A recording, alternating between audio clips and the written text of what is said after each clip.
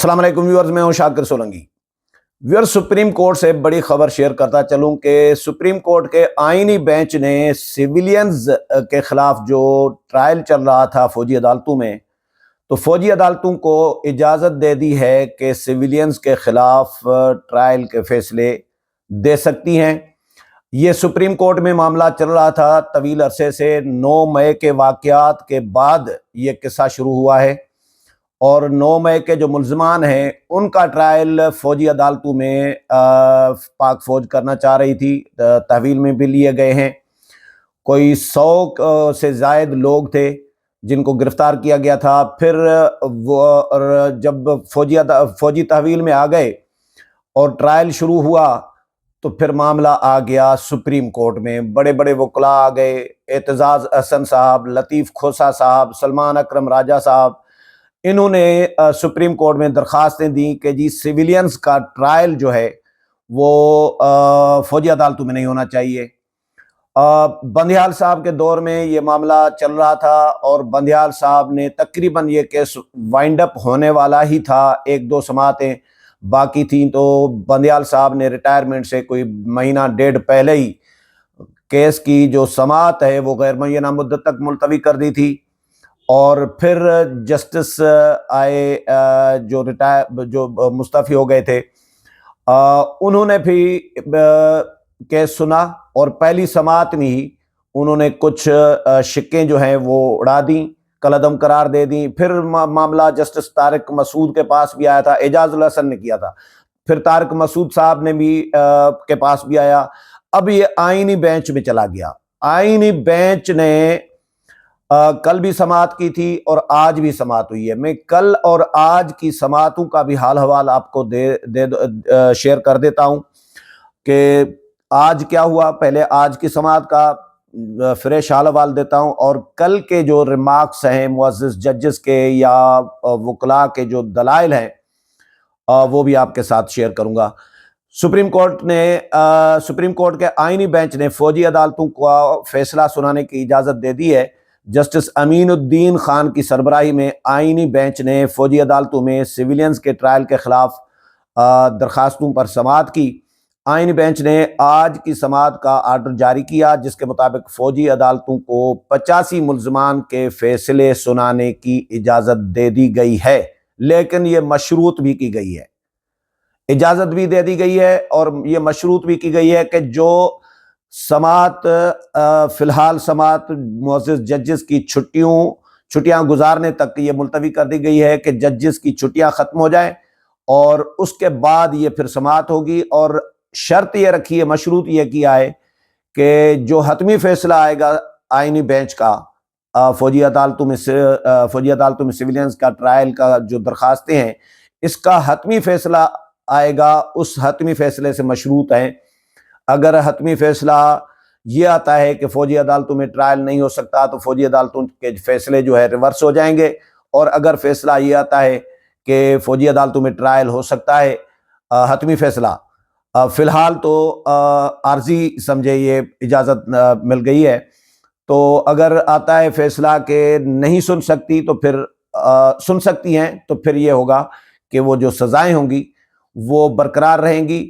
और दूसरा फाइनली तो ये होना है कि फौजी अदालतों के फैसलों के खिलाफ जो अपीलें हैं वो सिविल अदालतों में जाएंगी, हाई कोर्ट में जाएंगी, सुप्रीम कोर्ट में जाएंगी।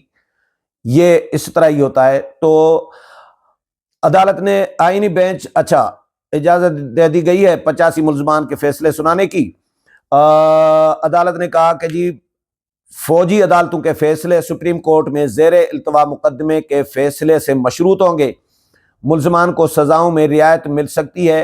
जिन मुल्ज़मान को वो उनको रियायत देकर उन्हें रिहा कर दिया जाए और जिन मुल्ज़मान को रिहा नहीं किया जा सकता उनको सज़ा सुनाने पर जेलों में मुंतकिल किया जाए। जस्टिस जमाल खान मंदोखेल ने सवाल उठाया कि क्या अपील में सुप्रीम कोर्ट सिर्फ अपील कुनंदा की इस्तदा तक महदूद रहेगी, अदालत फैसले के दीगर पहलुओं का भी जायजा ले सकती है, ये सवाल उठाया। जस्टिस अमीनुद्दीन खान ने कहा कि जी फरीकैन अपनी मारूजात तक महदूद रह सकते हैं लेकिन अदालत नहीं रह सकती। فوجی عدالتوں کے کیس کے علاوہ دیگر تمام کیسز کی سماعت مؤخر کر دی گئی۔ اس سے قبل سپریم کورٹ کے آئینی بینچ نے فوجی عدالتوں کے کیس کے علاوہ دیگر تمام کیسز کی سماعت مؤخر کر دی۔ اس حوالے سے جسٹس امین الدین خان نے کہا کہ جی آج صرف فوجی عدالتوں والا کیس ہی سنا جائے گا۔ وزارت دفاع کے وکیل جو ہیں خواجہ حارث، وہ آئے روسٹرم پر اور انہوں نے دلائل دیے۔ جسٹس جمال مندوخیل نے وزارت دفاع کے وکیل خواجہ حارث سے کہا کہ جی اس نقطے پر دلائل دیں کہ آرمی ایکٹ کے یہ کالعدم دفعات آئین کے مطابق ہیں۔ کیا آرمی ایکٹ میں ترمیم کر کے ہر فرد کو اس کے زمرے میں لایا جا سکتا ہے؟ اس پہلو کو بھی مد نظر رکھیں کہ آرمی ایکٹ 1973 کے آئین سے پہلے بنا تھا۔ جسٹس محمد علی مظہر نے سوال اٹھایا کہ پہلے بتائیں کہ عدالتی فیصلے میں دفعات کالعدم کرنے کی وجوہات کیا ہیں؟ وزارت دفاع کے وکیل خواجہ حارث نے کہا کہ جی سپریم کورٹ کے فیصلے میں خرابیاں ہیں، جس پر جسٹس جمال مندوخیل نے کہا کہ جی عدالتی فیصلے کو اتنا بھی تو بے توقیر نہ کریں کہ اسے خراب کہیں۔ جسٹس محمد علی مظہر نے کہا کہ جی کل بھی کہا تھا کہ 9 مئی کے واقعات کی تفصیلات فراہم کریں، فی الحال تو ہمارے پاس معاملہ صرف کور کمانڈر ہاؤس کا ہے، اگر کیس صرف کور کمانڈر ہاؤس تک ہی رکھنا ہے تو بھی آگاہ کر دیں۔ ایڈیشنل اٹارنی جنرل نے کہا کہ جی تمام تفصیلات جو ہیں آج صبح ہی موصول ہوئی ہیں، تفصیلات متفرق درخواست کی صورت میں جمع کراؤں گا۔ جسٹس مسرت ہلالی نے کہا کہ جی جن دفعات کو کالعدم قرار دیا گیا ہے ان کے تحت ہونے والے ٹرائل کا کیا ہوگا؟ 9 مئی سے قبل بھی تو کسی کو ان دفعات کے تحت سزا ہوئی ہوگی۔ جسٹس امین الدین خان نے کہا کہ جی خصوصی عدالتوں سے متعلق کیس کا جلد فیصلہ کرنا چاہتے ہیں۔ 26ویں آئینی ترمیم کے خلاف درخواستیں اس کیس کے بعد سنتے ہیں۔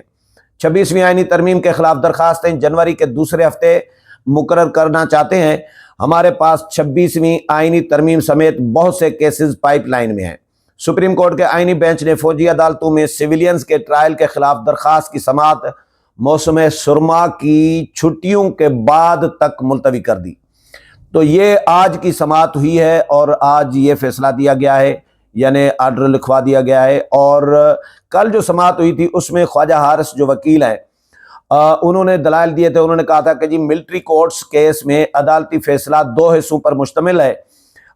ایک حصے میں آرمی ایکٹ کی دفعات کو کالعدم قرار دیا گیا ہے، دوسرے حصے میں ملزمان کی ملٹری کورٹ میں کسٹڈی ہے۔ جسٹس جمال مندوخیل نے کہا کہ جی ملٹری کورٹس کا پورا کیس آئین کے آرٹیکل 8 کے گرد گھومتا ہے۔ جسٹس محمد علی مظہر نے سوال اٹھایا کہ جی کیا 5 رکنی بینچ نے آرمی ایکٹ کی دفعات کو آرٹیکل 8 سے متصادم قرار دیا ہے؟ کیونکہ یہ پہلے 9 رکنی بینچ تھا بندیال صاحب کے دور میں، اور پھر یہ 7 رکنی بینچ بن گیا تھا، پھر 6 رکنی بینچ بن گیا تھا، پھر 5 رکنی بینچ بن گیا تھا۔ تو یہ اس طرح یعنی جو وکلاء ہیں وہی یہ بینچ تلواتے رہے تھے، وکلاء ہی اعتراض اٹھاتے تھے کہ یہ جج نہیں ہونا چاہیے، یہ اس جج پہ ہمیں تحفظات ہیں۔ تو یہ اس طرح کا کھیل چلتا رہا ہے اس معاملے میں، اس کیس میں۔ اچھا جی، آرمی ایکٹ کی دفعات کو آرٹیکل 8 سے متصادم ہونے کا کیا جواز فیصلے میں دیا گیا ہے؟ جسٹس جمال مندوخیل نے استفسار کیا کہ جی آرمڈ فورسز میں نہ ہونے والا فرد آرمڈ فورسز کی ڈسپلن کے نیچے کیسے آ سکتا ہے؟ خواجہ حارث نے کہا کہ جی اگر قانون اجازت دیتا ہے تو ڈسپلن کا اطلاق ہوگا۔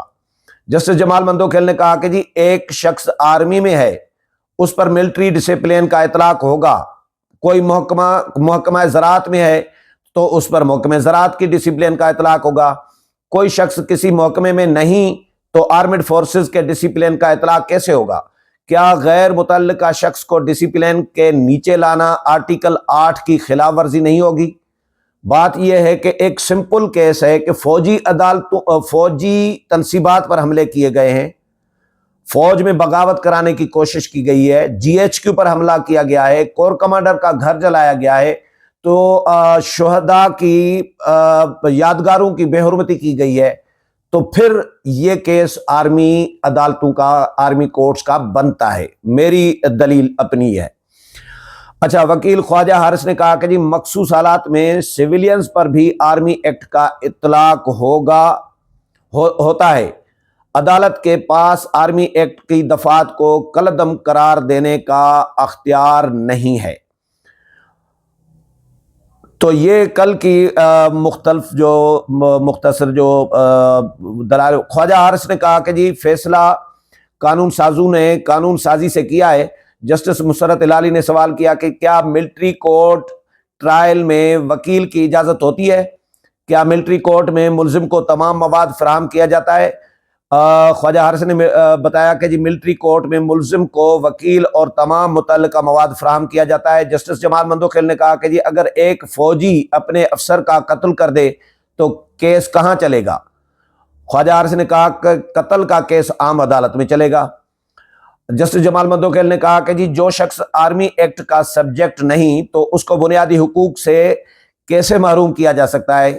سوال کیا کہ اگر آرمی املاک پر حملہ ہو تو ٹرائل ملٹری کورٹس میں ہی ہوگا؟ یہ سوال کیا۔ وکیل خواجہ حارث نے کہا کہ جی مخصوص حالات میں سویلینز پر بھی آرمی ایکٹ کا اطلاق ہوتا ہے۔ عدالت کے پاس آرمی ایکٹ کی دفعات کو کالعدم قرار دینے کا اختیار نہیں ہے۔ تو یہ کل جو ریمارکس تھے یا اس سے پہلے جو سماعت ہوئی ہیں اس میں معزز ججز کے ریمارکس سے نہیں لگ رہا تھا کہ آج جو فیصلہ آیا ہے کہ اجازت دی گئی ہے ملٹری کورٹس کو فیصلے سنانے کی، تو یہ ریمارکس سے نہیں لگ رہا تھا، لیکن ریمارکس سے بالکل برعکس، زیادہ تر ریمارکس جو تھے ان کے برعکس آج جو ہے آئینی عدالت نے فیصلہ دے دیا ہے۔ تو اب 9 مئی کے جو ملزمان ہیں ان کے کیسز جو ہیں ان کا ٹرائل جو ہے وہ ملٹری کورٹس میں چلے گا، اور عدالت نے آئینی بینچ نے کہا ہے کہ جی جن کو رعایت بنتی ہے ان کو رعایت دے کر رہا کر دیا جائے، اور جن کو سزا بنتی ہے ان کو سزا دے کے جیلوں میں بھیجا جائے۔ میرا پروگرام پسند آیا ہوگا، اگلے پروگرام میں پھر ملاقات ہوگی، تب تک اجازت چاہتا ہوں، اللہ حافظ۔